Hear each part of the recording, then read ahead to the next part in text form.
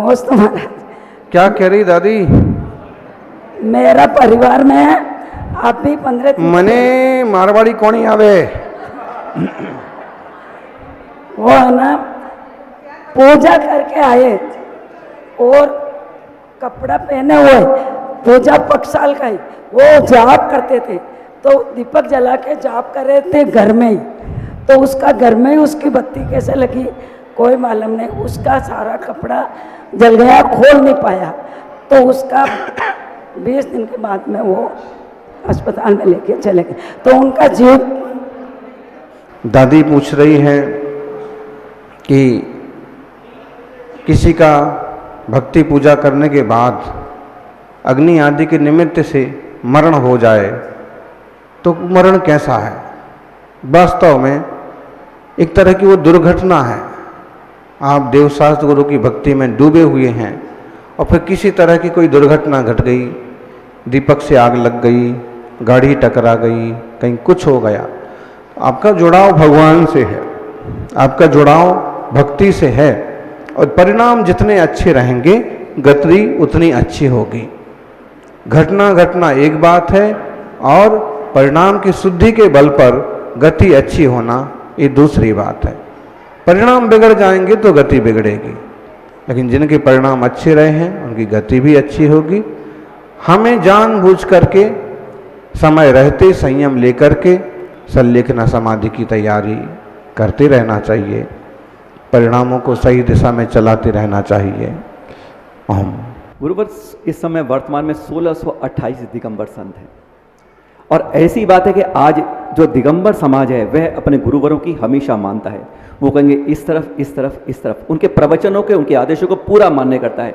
लेकिन हमारे दिगंबर संतों में ऐसी क्यों प्रभावना नहीं कर पाते हैं कि वह पाठ तो पढ़ देते हैं अहिंसा का इस तरह का, लेकिन अपने तीर्थों की सुरक्षा के लिए नहीं बोल पाते, बोल नहीं पाते। मैं ये कह रहा हूँ कि क्यों है ऐसा कि हमारे दिगंबर संत चल अचल तीर्थों की सुरक्षा के लिए उद्घोष अपने भक्तों से समाज में नहीं कर पाते? क्या कारण है इसका? बहुत बार हम बता चुके कि मुख्य कारण तो संख्या बल की कमी। दूसरी बात है कि एक हल्की सी आशंका कि अगर हम बहुत कठोरता से किसी मामले को उठाएं और सामने वाला पक्ष उल्टा पड़ जाए तो काफ़ी क्षति भी पहुंचा सकते हैं। तो संख्या बल हो तो किसी भी चीज़ को, आंदोलन को धार देना आसान होता है। लोकतंत्र है, सब चीज़ें हैं, लेकिन कई बार हमारी स्थिति उन लोगों से अलग है। हमारे लिए हरे रंग वालों से जितना खतरा महसूस होता है उतना ही गुलाबी रंग वालों से भी देखा जाए तो अधिकतम तीर्थों पर कब्जा, जिन्हें हम कुछ अपना समझते हैं, उनका ही है। अब ऐसे में दमखम से उनके विरोध में अपनी चीज़ वापस लेने के लिए खड़ा होना भी थोड़ा खतरा जैसा लगता है कि अगर ये बदल गए और इनने कोई तरह का बलवा फैला दिया और फिर साधु संतों के विहार पर इधर उधर से आने जाने पर और अनैतिकता या कुछ ऐसी चीज़ें चालू कर दी तो मुश्किल होगा।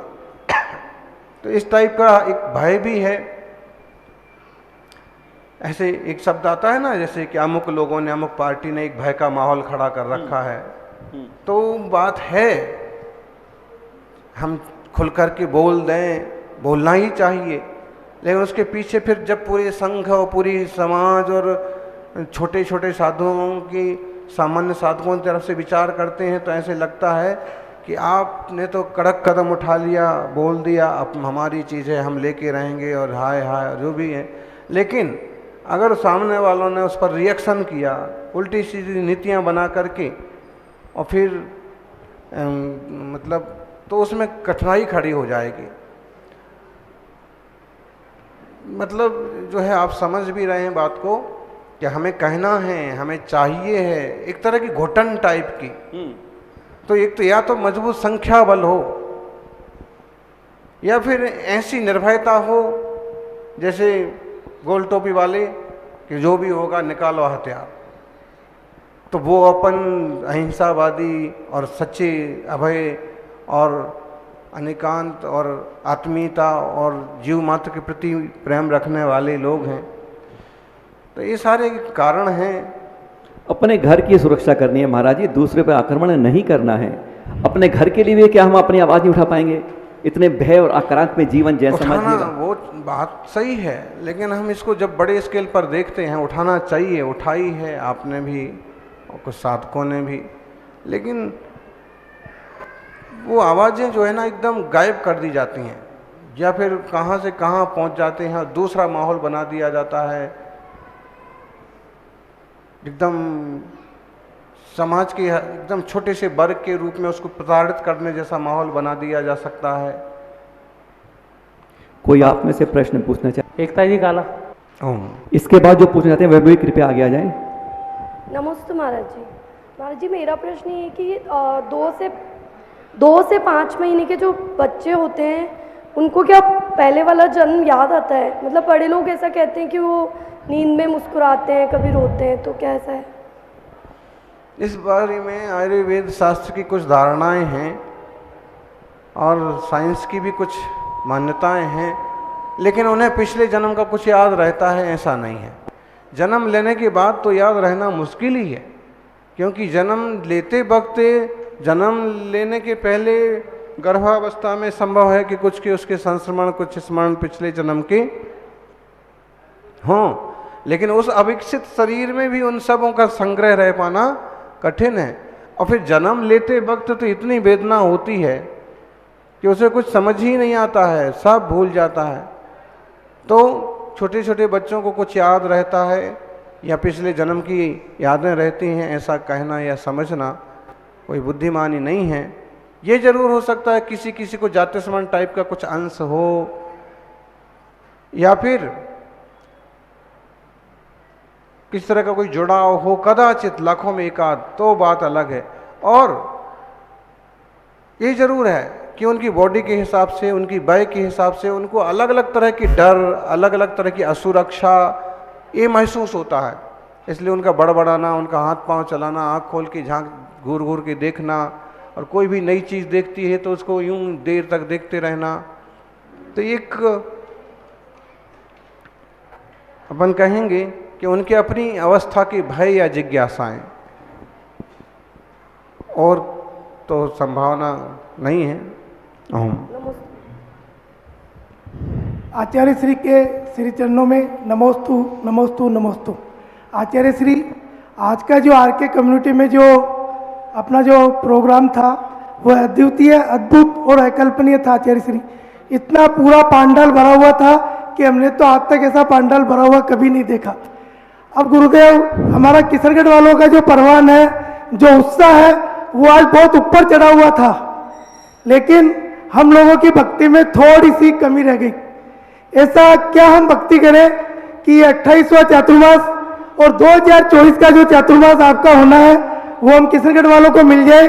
किशनगढ़ एक भारत का उपकेंद्र है, लेकिन पूरा जैन नगरी है आचार्य श्री, और यहाँ के प्रत्येक श्रावक का आपके संघ के प्रति, आपके प्रति पूरा कूट कूट के उत्साह भरा हुआ है। तो हम ऐसा क्या करें कि 2024 का चातुर्मास किशनगढ़ को मिले। अब कुछ मत करो, अब तो जो है शांत रहें बस, और आनंद लें और अपनी भक्ति करते रहें, सेवा करते रहें। और भावनाएं तो सबकी जुड़ी हैं, आपकी जुड़ी हैं,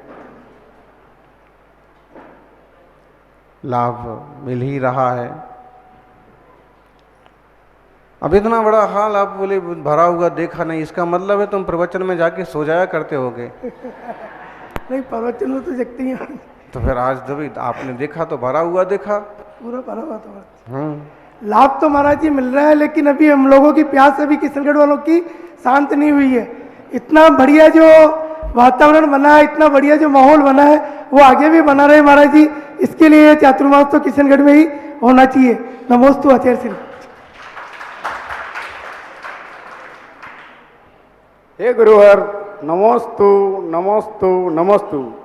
गुरुवर, महाराज जी के दर्शन करने, विहार करवाने एवं आहार करवाने से कौन से पुण्य का बंध होता है? आज की युवा पीढ़ी को मार्गदर्शन दीजिए महाराज। मुनिराजों का विहार कराने से शरीर परिपक्व रहता है। उनके साथ साथ चलने से एक अभयदान का फल मिलता है, और वो भी किसके अभयदान का? मुनिराज के अभयदान का।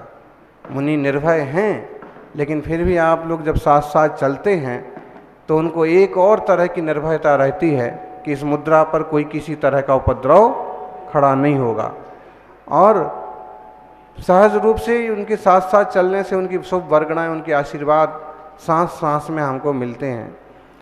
तो गुरुजनों के साथ चलने से और आपकी अपनी एक धारणा, आपकी एक शक्ति, एक समर्पण भी बढ़ता है। आप जब खुद ही देखते हैं कि कठिन तपस्या, कठिन परिचय, कठिन विहार, तो श्रद्धा बढ़ती है। ऐसे ही आहार आदि दान देते हैं तो जो निरंतर दान देते हैं उन्हें कभी भूखे रहने का मौका नहीं आता है। कोई ना कोई निमित्त बन जाएगा और उनको पूर्ति होती रहेगी। तो देवशास्त्र गुरु की और आहार दान से भावना भाते भाते खुद के भी आहार दान के अवसर आ सकते हैं, आहार ग्रहण के मौके आ सकते हैं।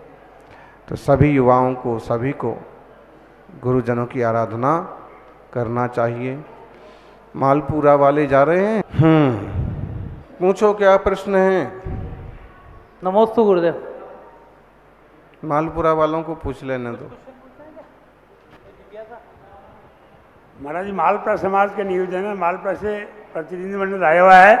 वहाँ पर कम से कम 2 साधु और 2 साधुओं का चातुर्मास दिलवाया जाए। जी, प्रश्न भी यही है, उत्तर भी यही है। अपन इस पर विचार करते हैं, आपको बताएंगे। 8-10 दिन में अपन इस पर निर्णय करेंगे, लेंगे। नमोस्तु गुरुदेव।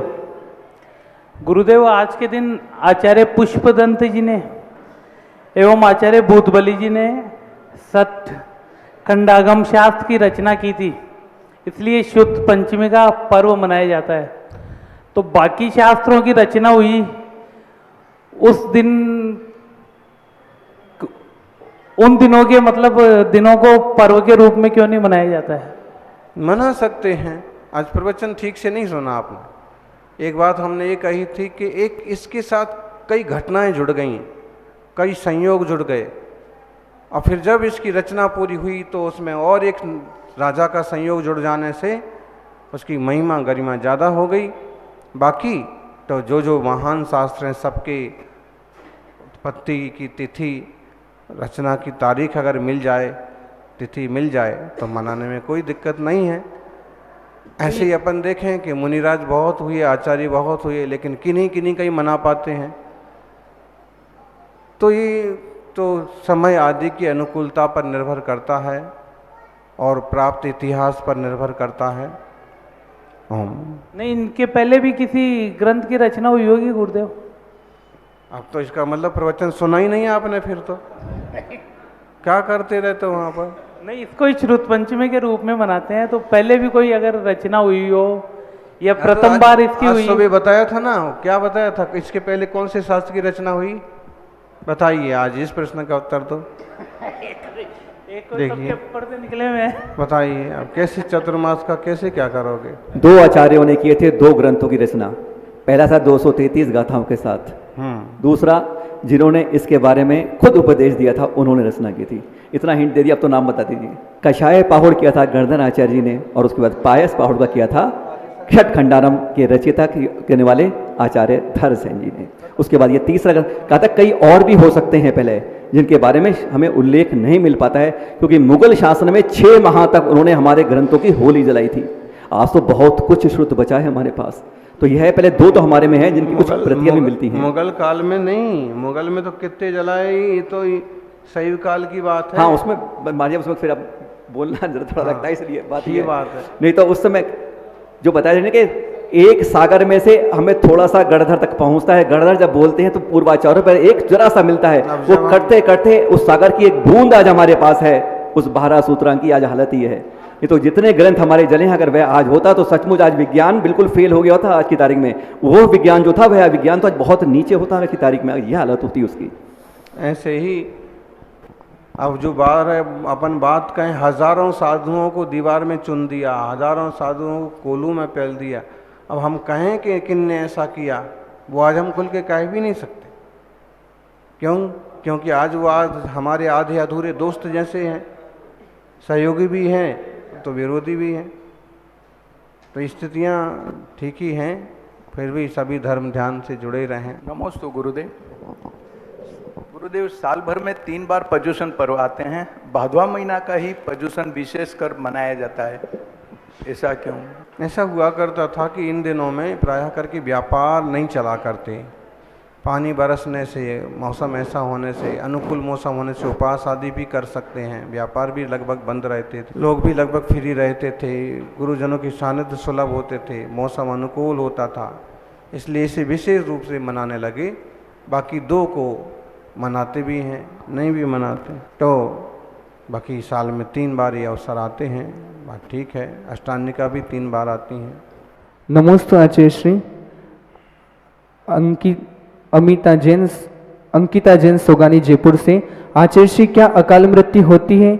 यदि होती है तो कौन से कर्म के उदय से होती है? क्या जैन धर्म पुनर्जन्म को मानता है? कृपया आगम समाधान प्रदान करें। जैन धर्म पुनर्जन्म को तो मानता ही है, बल्कि जैन धर्म के अनुसार बहुत सारे दर्शन भी पुनर्जन्म को मानते हैं। पुनर्जन्म का मतलब फिर से जन्म, फिर से मरण, ये होता रहता है। यूं तो आत्मा शाश्वत है, लेकिन संसार दशा में आश्रवबंध करने से नए नए जन्म मरण होते रहते हैं। और मनुष्य और तिर्यंचों में अकाल मृत्यु भी पाई जाती है। तत्वार्थ सूत्र के 2 अध्याय के अंतिम सूत्र में महान स्वामी आचार्य श्री ने कहा कि कर्म भूमियाँ मनुष्य तिर्यंचों की अकाल मृत्यु भी हो सकती है। फिर हम इसे काल नय और अकाल नय से जोड़ करके, या उन जीवों की वैसी ही योग्यता है इस तरह से समझ करके स्वीकार कर सकते हैं।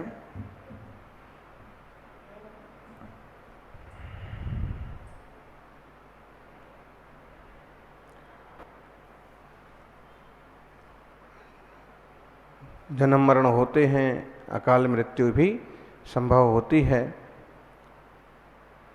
किस कर्म के उदय से? संभवतः आयुष्य ही उतना हो, संभव है कोई असाता का उदय हो, और असावधानी वगैरह भी निमित्त हो सकते हैं।